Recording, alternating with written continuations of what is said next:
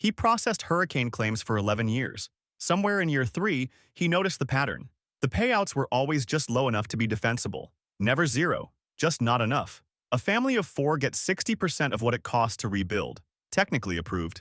Functionally, they never recover. He started keeping a second file, quietly, for years. No one knew his name when the investigation finally broke open, but 3,000 families got corrected settlements. He never told anyone what he did.